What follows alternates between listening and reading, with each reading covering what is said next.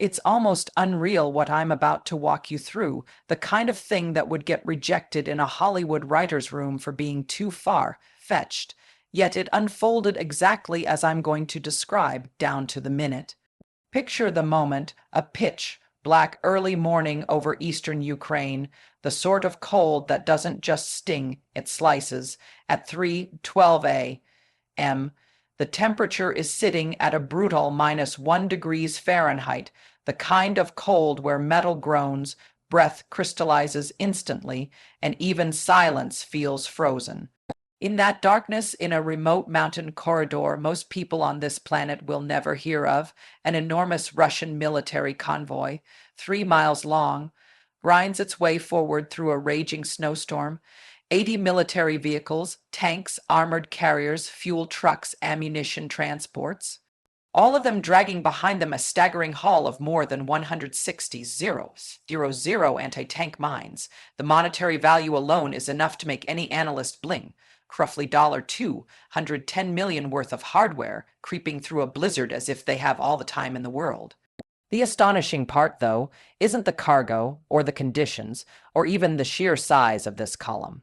It's the fact that not a single Russian officer in that convoy realizes they are driving head first into an engineered disaster, a trap so elaborate and meticulously crafted that it borders on science fiction.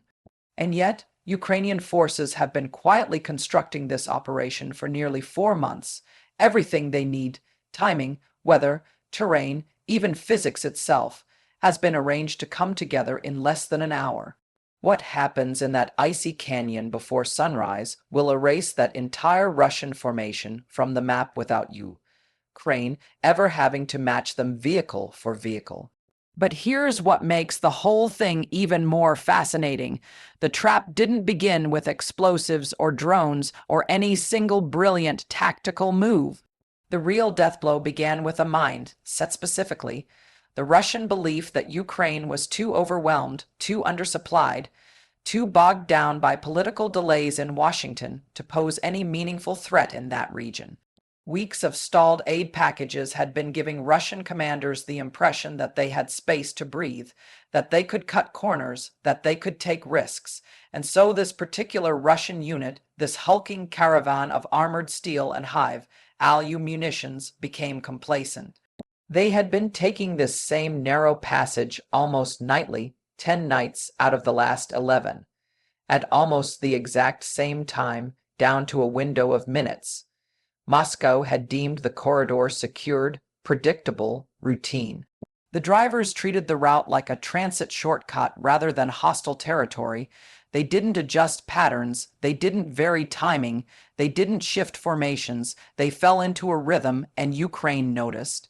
Ukrainian intelligence had tracked their movements with precision, logging every detail: speed, timing, spacing, payload, thermal signatures, even the way the engines heated the snow beneath the treads.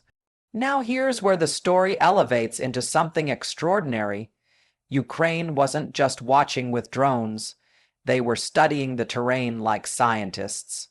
They took modified Orlan style drones and rebuilt them to survive temperatures far below what they were designed for, down to -22 degrees Fahrenheit. These drones stayed aloft in conditions that would have grounded most modern aircraft. They mapped every gust of wind inside that canyon. They analyzed snowdrift behavior. They measured how ice sheets cracked after temperature shifts. Using machine learning, they turned that mountain corridor into a living, breathing environmental system they could weaponize. They weren't planning an ambush in the traditional sense. They were designing a battlefield. Imagine the stakes. That convoy carried a weekly replenishment of anti-tank mines valued around $10 million, mines that, if deployed, could drastically shift frontline dynamics in a region where Russia had already absorbed roughly 18 casualties since the beginning of May. Losing those mines wouldn't just hurt Russia materially. It would slow their operational tempo, delay their fortification efforts, and weaken their advance in multiple sectors. Ukraine wasn't just trying to destroy vehicles. They were trying to fracture Russia's logistical spine. By the time the lead Russian tank crossed the invisible trigger point at 3:12 a.m., everything was already in motion. That one ordinary moment, treads rolling over a patch of snow indistinguishable from any other, activated the first stage of Ukraine's plan. Silent pockets carved into the canyon walls, hidden under layers of snow and ice, came to life. 20 small Ukrainian drones rose upward without a sound. These weren't strike drones, they weren't carrying explosives, they weren't built for combat. Instead, each one was carrying a compact heating module set to emit 125 degrees Fahrenheit air into the frigid night.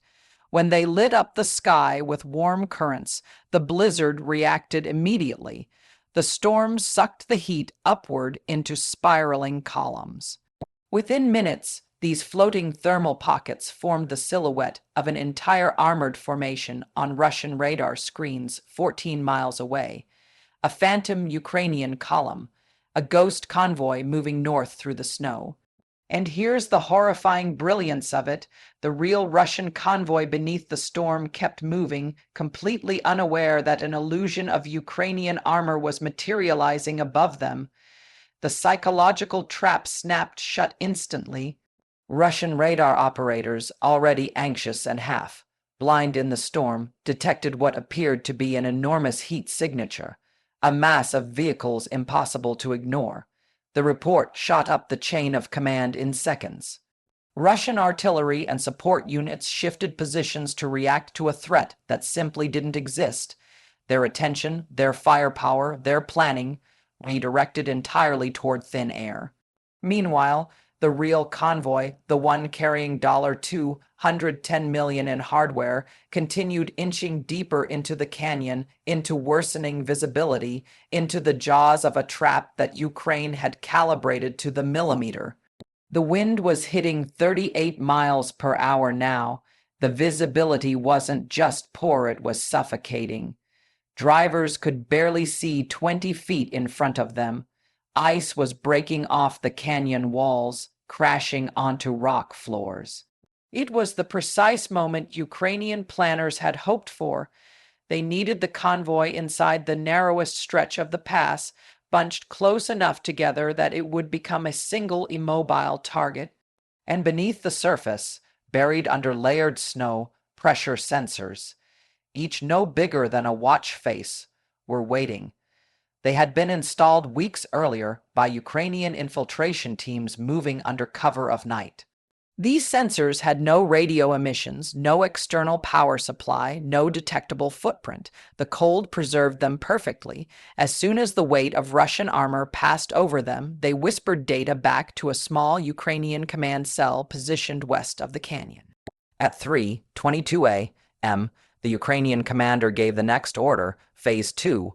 Phase 2 didn't begin with explosions or roaring engines. It began with silence, an engineered, almost supernatural silence that swallowed the entire canyon. The moment the Ukrainian commander authorized the next stage, a signal flashed through a secure battlefield network, bouncing between encrypted nodes until it reached a small cluster of Ukrainian operators positioned miles away in a fortified underground shelter. They knew their timing window was razor thin, too early, and the Russians might maneuver out of the canyon; too late, and they could push through into open terrain where the trap wouldn't hold. Every second mattered. Every heartbeat of the storm mattered. The temperature had dropped again, now hovering around -3 degrees Fahrenheit. The snow was hammering the rocks with a sideways fury. Visibility for the Russians had degraded to nearly nothing. Even infrared scopes were malfunctioning from the density of the storm. Inside their armored cabins, Russian drivers leaned forward, squinting at ghost-like shapes through fogged glass. Many didn't realize they were drifting closer and closer to each other, compression happening naturally as everyone slowed to avoid crashing. Exactly what Ukraine needed. The buried pressure sensors had already mapped the convoy's spacing with exquisite precision. And that data was being converted in real time into firing coordinates for a weapons system, unlike anything Russia expected to encounter their Ukraine's modified MLRS batteries, positioned far beyond the reach of Russian counter fire.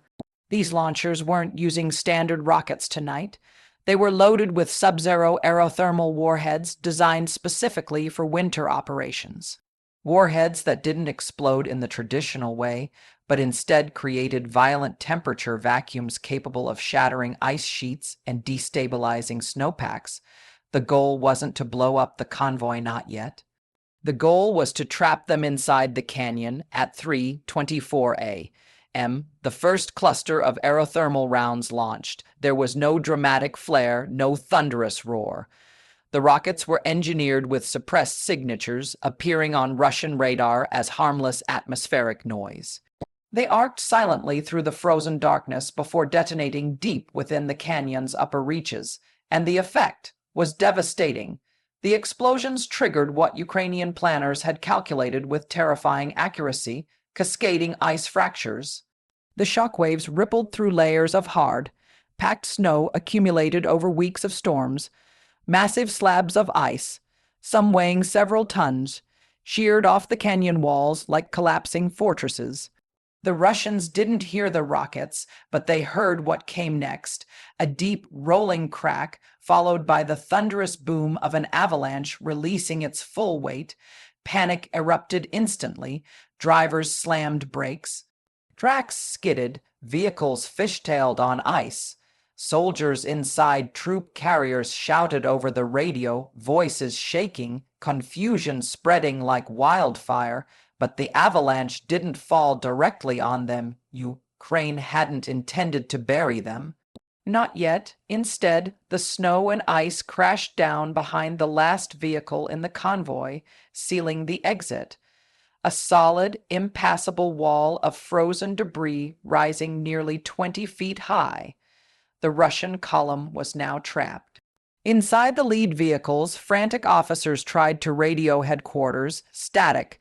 The storm, the canyon walls, and Ukrainian jamming systems had combined into a perfect electromagnetic prison. Russian communications were blind. Any calls for reinforcements or air support would never leave the canyon. Meanwhile, the ghost convoy, Ukraine's thermal illusion, was still drifting across the sky on Russian radar screens, drawing Moscow's focus somewhere completely different. Russian artillery crews, thinking a Ukrainian armored unit was maneuvering for an offensive, had shifted fire toward the phantom signatures. Rockets and shells thundered into empty snowfields miles away, while the real disaster was unfolding in the canyon. At 3:28 a.m., the Ukrainian commander authorized Phase 3. This time the strike came not from artillery, but from the sky. High above the storm, beyond the reach of the blizzard, a squadron of Ukrainian drones hovered in the frozen air. Long-range jet-powered drones equipped with terrain, following sensors, waiting for a cue. They dove through the storm one by one, cutting through the darkness with no visible lights, wings slicing the air like silent predators. These drones weren't carrying high-explosive payloads. They were equipped with a new Ukrainian invention, thermobaric microte, charges designed for structural collapse. The drones didn't aim for vehicles. They aimed for the canyon wall ahead of the convoy. One by one, the drones slammed into predetermined weak points, rock faces fractured naturally by winter erosion. Each detonation shook loose enormous shelves of rock and snow. The ground rumbled violently. Then the impossible happened. Another avalanche, this one far larger, crashed down in front of the convoy. The exit ahead was buried. The exit behind was buried. The Russians were sealed inside a frozen tomb with no visibility, no communications, and no way out. Now the panic truly set in. Officers barked orders lost in the chaos. Drivers tried reversing but slid on ice, tracks spinning uselessly. Some vehicles collided, others became wedged sideways, creating choke points. Engines stalled, soldiers dismounted, boots sinking thigh, deep into powder as they tried to orient themselves. The storm swallowed their voices, the cold bit through their gloves. They were trapped in a natural disaster engineered by human hands. Ukraine still hadn't fired a single explosive meant to destroy a target. At 3:31 a.m., the storm intensified even further, a natural element Ukraine had predicted and timed perfectly. Wind gusts now exceeded 40 mph. Snow swirled in thick, suffocating sheets. The Russians were blind, radios were dead, command was silent, their convoy was immobilized, and that's when Ukraine moved to the final phase. From 12 miles away, hidden beneath camouflaged netting and snow-colored blankets, a Ukrainian drone team deployed the first wave of attack drones. These weren't ordinary FPV drones. They were hybrid thermite warheads designed explicitly for disabling heavy armor in winter conditions. Not to explode, but to melt. The drones came gliding through the blizzard like invisible arrows, guided by thermal sensors that saw the Russian vehicles as glowing targets. The first drone struck at 3:33 a.m., landing directly on the engine deck of a T-90 tank. Nothing happened for a full second. Then a burst of molten thermite tore downward through the armor, burning straight into the engine block. The tank died instantly, lights flickering out. Panic accelerated. More drones descended. Engines ignited into flames. Fuel trucks began to burn. Ammunition carriers detonated. The canyon filled with violent flashes of light. The storm illuminated by bursts of fire reflecting off swirling snow. The Russians were trapped in a frozen inferno with no possibility of maneuvering.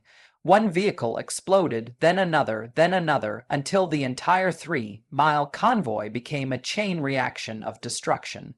At 3:41 a.m., less than 30 minutes after the first Russian tank crossed the trigger point, the entire convoy had ceased to exist as a functioning military formation. What Ukraine had built wasn't an ambush. It was a masterpiece. What happens next in that canyon feels less like the continuation of a military operation and more like the moment the entire environment awakens with intent.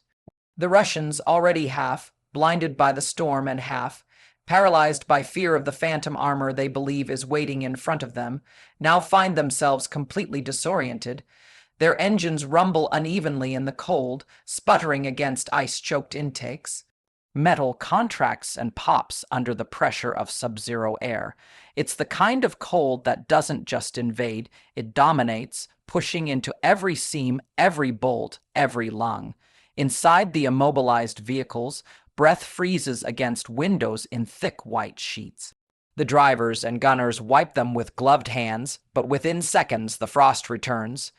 Visibility is almost non-existent, and still the convoy sits there, suspended in a moment engineered to erase it. The Ukrainians monitoring the sensors let the seconds stretch. They don't rush, they don't need to. Every variable they predicted, wind drift, ice density, convoy spacing, psychological stresses unfolding with clockwork accuracy. The Russian crews attempt to raise their radios again, but the jamming drones overhead are relentless. To them, the static sounds like distant thunder. A few commanders open their hatches to shout instructions directly to nearby crews, but icy sheets slam down, forcing them back inside. Frustration spreads quickly. Panic follows close behind. They don't know they're being monitored in real time by a Ukrainian team tucked safely behind a ridge. They don't know that every frantic movement, every confused engine rev, every attempt at regrouping is feeding into a calculus that determines the perfect moment to strike. In the blizzard's white haze, the canyon seems to inhale. Snow shifts along the walls in slow motion, as if the entire landscape is preparing itself. The Russians can sense something is wrong, deeply wrong, but none of them can articulate what. One tank commander finally steps out onto the hull to assess the thermal signatures ahead. He squints into the storm, trying to separate illusion from reality. The thermal beacons continue to glow with artificial life, mimicking the idle heat of armored engines. Their faint pulses bleed through the storm. He raises binoculars, but the lenses fog instantly. He rubs them against his sleeve, tries again, but still sees nothing except swirling white and the faint ghostly glow. He climbs back down, shouting to his crew that they may be facing a Ukrainian armored platoon. His voice carries through the storm just long enough for nearby crews to hear it, igniting a wave of speculation that is exactly what the Ukrainians intended. 3 vehicles in the column drift out of alignment as drivers panic. One APC swivels sideways, blocking the vehicle behind it. Another tries to reverse but jams its rear track on a chunk of fallen ice. The formation integrity collapses. The convoy bunches into a cluster of steel, each vehicle too close to the next, creating a single monstrous silhouette wet on thermal sensors, a perfect target shape. The Russians don't realize that the more they try to adjust, the more they tighten the noose around themselves. Even the storm seems to pause for a moment, the kind of unnatural stillness that usually comes before a catastrophe. Inside the Ukrainian command node, the team leader watches a blinking indicator showing that the convoy's density has reached the precise threshold they need. He doesn't celebrate, he doesn't smile, he simply gives a nod, and another operator touches a small handheld transmitter. A pulse travels through buried snowpacks like a heartbeat, and then the canyon erupts. The Russians feel the first tremor beneath their tracks before they hear anything. It's subtle, just a vibration like distant thunder rolling upward through the earth. Several drivers look down instinctively, believing they've hit something. But then the second tremor hits, and this one is unmistakable. The ground seems to shift. Snow cascades from the canyon walls, drifting between vehicles in thick white waves. A few Russian soldiers open their doors, thinking the sounds are artillery strikes hitting somewhere behind them. But what they're hearing isn't artillery. It's the mountain itself responding to the Ukrainian charges detonating beneath layers of pre-cut ice. Huge slabs of ice shear away from the cliffs, breaking loose in jagged monoliths that plunge downward. The impacts don't sound like explosions. They sound like the planet is cracking open. A tank near the center of the convoy takes a direct strike from a falling ice sheet, its hull crushed under several tons of frozen rock. The crew inside never stands a chance. 2 APC are struck seconds later, their roofs buckling inward as if squeezed by invisible hands. The Russians still believe they're under artillery attack, but the angle and force are too unnatural, too vertical, too sudden. They don't understand that the entire canyon has been turned into a weapon. Vehicles in the rear attempt to reverse, but the snow collapses behind them, sealing their exit with an avalanche-like wall. Drivers slam their gear shifts, engines roar, but the tires and treads only dig deeper into ice. A tank near the front tries to push forward, but the driver misjudges the narrowing space and wedges the vehicle between 2 jutting ice boulders. The entire column becomes a locked metal chain, unable to move forward or backward. Smoke from overheating engines hisses into the frozen air, only to be torn apart by the wind. The panic becomes palpable. Russian soldiers shout to one another, but the storm scatters their words. A few try to climb out of their vehicles, slipping on icy surfaces. One soldier attempts to scale the canyon wall, only to slide back down when more ice fractures above him, sending sharp shards raining down. The blizzard intensifies as if summoned by the chaos, coating every surface with a shimmering frost that glows under the faint thermal beacons. Meanwhile, the Ukrainians maintain their steady, deliberate pace. Their sensors confirm the convoy is immobilized. Their thermal scans show exactly where each engine struggles, where each crew is trapped. They wait for the fires to calm, for the snow to settle, for the canyon to stabilize after the first environmental strike. Only when everything locks into stillness again, vehicles frozen in place, walls closed, exits sealed, does the team leader issue the order that will transition the trap from environmental to lethal. The Ukrainian strike drones, still hidden above the cloud layer, begin descending through the storm. And in the canyon below, the Russians finally feel the shift in atmosphere, a kind of silent warning carried on the wind, but it's already too late. The canyon had become a twisted labyrinth of frozen steel and burning wreckage, a place where the storm and the machines fought each other for dominance. The Ukrainian team knew this was the final stretch, the most delicate and the most dangerous phase of the entire operation. Everything up to this point had been preparation, manipulation, control. Now came the irreversible moment, the part where the trap stopped being a trap and became an erasure. They were careful not to rush it. Even in the chaos, the timing had to remain perfect. The drones circling overhead adjusted their altitude automatically, their sensors recalibrating every few seconds to account for temperature drops and thermal bloom from the damaged Russian vehicles below. On the canyon floor, the Russian crews were scattered between panic and paralysis. Some were still inside their vehicles, gripping frozen controls that no longer responded. Others had climbed out only to be driven back by ice chunks breaking loose from the walls or flames licking across the snow. The cold was no longer just a discomfort. It was a hostile entity of its own. Fuel lines were hardening into brittle tubes. Hydraulic systems inside several tanks had already crystallized.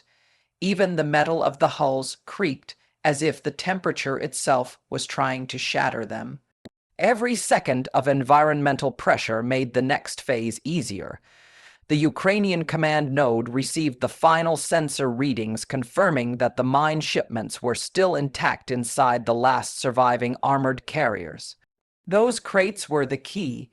If even a portion of the shipment survived, Russia could salvage something from this disaster. That was unacceptable. The goal wasn't just to destroy the convoy, but to eliminate the logistical payload it carried. That meant neutralizing the mine crates with extreme precision. So the team leader authorized the activation of the thermal lances hidden inside the canyon wall. These devices were placed weeks earlier, installed by infiltration teams who spent almost 3 nights carving narrow cavities into the frozen rock without leaving any trace behind. The lances were chemical torches capable of projecting searing jets of plasma hotter than 0 degrees, enough to pierce through reinforced armor like paper. At exactly 3:43 a.m., the first lance roared to life, sending a concentrated beam into the side of an armored carrier half. Buried under snow, the metal turned red instantaneously, then orange, then began to sag inward like wax pushed toward a flame. Inside the carrier, the mine crates reacted to the sudden heat spike, their fuse casings warping and bursting with small pops. It wasn't an explosion. Ukraine had calculated the temperatures specifically to avoid chain reactions, but it rendered every mine inside completely unusable. A wave of panic rippled through what remained of the Russian crews. Some of them didn't fully understand what had just happened, but they knew they were running out of options. A small group tried to climb the canyon slope, clawing at the ice with gloved hands, but the surface was too sharp and too unstable. The blizzard pushed them back. Another attempted to force open a truck door jammed by fallen ice, only to retreat as a fresh crack split through the canyon wall above them. The psychological pressure overwhelmed them. Every sound felt like the beginning of an avalanche. Every shadow in the blizzard looked like a drone. Every gust of wind felt like the prelude to an attack. Meanwhile, the Ukrainian drones remained silent, floating like cold sentinels above the chaos, their cameras capturing every movement, every spark of flame, every shifting snowdrift. By 3:46 a.m., secondary fires ignited across the convoy. Several ammunition boxes overheated and burst, sending sharp cracks echoing through the canyon. Fuel cells ruptured with dull thumps, their contents igniting in brief flashes of blue flame before being smothered by falling snow. The convoy was losing structural integrity, collapsing into a heap of fractured machinery. Ukrainian analysts watching the thermal feed calculated that by this point, more than 85% of the convoy's mobility was gone. Engines were dead, tracks were frozen, wheels were buried, the canyon had become a coffin built out of ice and fire. The Ukrainian team leader scanned the final diagnostic feed. Everything was ready. Nothing more could be gained by waiting. It was time for the last phase, the one designed not just to destroy, but to finish. Two drones carrying thermobaric charges had been waiting above the cloud layer, engines humming quietly. These drones were heavier, slower, but built for single-purpose missions. Thermobaric munitions behave differently in closed spaces. They create pressure waves that collapse lungs, crush steel, and vaporize oxygen. They aren't subtle tools, they're instruments of finality. At 3:54 a.m., the drones descended through the blizzard, their navigation systems locked onto coordinates at opposite ends of the corridor. The Russian crews below saw one of them through the snow and screamed warnings, but the sound vanished in the storm. The drones positioned themselves with mechanical calm, hovering for 2 seconds to confirm wind direction and angle of impact. At 3:55 a.m., both charges detonated. The canyon amplified the blasts far beyond their intended radius. Pressure waves slammed into the frozen walls, rebounding in violent echoes that collided with each other in midair.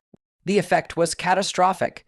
Vehicle hulls that had survived the previous phases collapsed under the immense pressure, their metal frames bending inward like crushed cans. Snow vaporized in massive bursts, forming clouds of white mist that swirled violently before settling again. Flames shot sideways along the canyon floor, stretching out in long burning ribbons that devoured fuel spills and ammunition remnants. Russian survivors were thrown off their feet. Some slammed into ice. Others disappeared behind veils of flame and snow. The canyon didn't just destroy the convoy, it sterilized it. No electronics survived. No vehicle remained recognizable. It was an extinction event in every mechanical sense. By the time the shockwaves faded, the corridor had fallen into a chilling silence. The storm smothered the last embers of fire. The smell of burned fuel mixed with the cold, producing a metallic tang that lingered in the air. The Ukrainian command node received final confirmation that the battlefield was unsalvageable. Mission accomplished. At 3:57 a.m., the extraction protocols began. Jammers powered down in controlled sequence. Sensor nodes embedded beneath the snow wiped their internal memory banks. Modified drones shifted into recon mode to ensure no Russian reinforcement unit was approaching. As the Ukrainian team withdrew westward along a narrow escape route, natural gusts of wind erased their footprints within minutes. The canyon returned to looking like nothing more than a frozen, inhospitable stretch of wilderness. By 4:02 a.m., Ukraine had vanished, their presence erased as efficiently as their enemy. When Russian reconnaissance drones arrived at sunrise, they found only silence, smoldering fragments, and shadows cast by ice. Analysts reviewing the footage later described what they saw as a total mechanical extinction event. Of the 80 vehicles that had entered, fewer than 5 retained recognizable silhouettes. Every mine shipment was either melted, warped, or chemically neutralized. Fuel, ammunition, spare parts gone. What Russia had spent months preparing had been erased in under 50 minutes. A strategic setback, a logistical blow, a psychological scar. The storm had been Ukraine's accomplice, the canyon their blade, and the convoy their warning.